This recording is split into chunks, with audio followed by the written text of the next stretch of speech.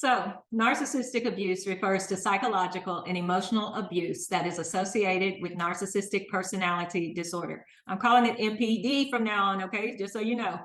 It's widely accepted that multiple causes can play a role in whether or not someone will develop NPD in their lifetime. So, some of the most likely contributors to NPD are genetics, parenting, and environment.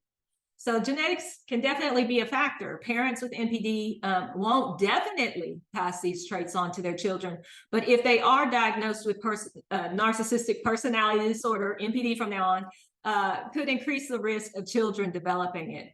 So some studies say that there are very common personality traits that are linked to NPD. For example, entitlement and grandiosity. Those traits can be inherited. So let's look at parenting. So there are some parental behaviors that have been linked in some studies to NPD. Some of those behaviors include neglect, maltreatment, abuse, all of the abuses, the emotional abuse, sexual abuse, physical abuse. So maltreatment during childhood does appear to potentially increase the risk for NPD in early adulthood. So definitely, when you're raising kids, be sure who they're around and make sure that you're giving them the love and the care, attention that they need so that this does not develop. So just a little further about that is the next factor is environment.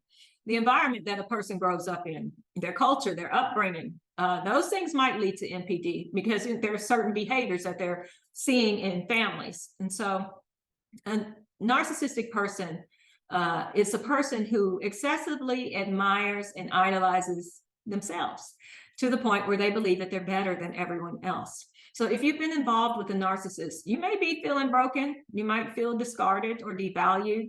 You might feel like you will never be good enough for anyone else because of the way you may have entered in a good state, but you're exiting with your self-esteem being low.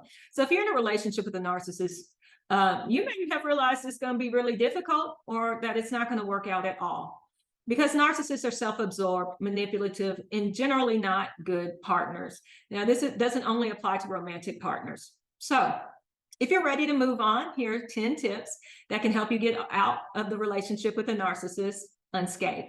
So the good news is you can get over the narcissist and you can move on with your life. So here are the tips that I have to give you. First, you need to understand what you're dealing with. A lot of people don't understand until after the relationship is over, once they do some research. But importantly, you want to set boundaries with the narcissist. Keep and stick to those boundaries.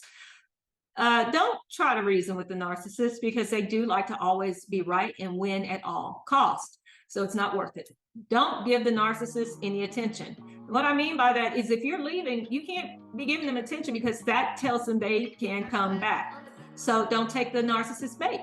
They may try to do a smear campaign, do a lot of different stuff to you. Just don't even bother with responding to it. So focus on yourself.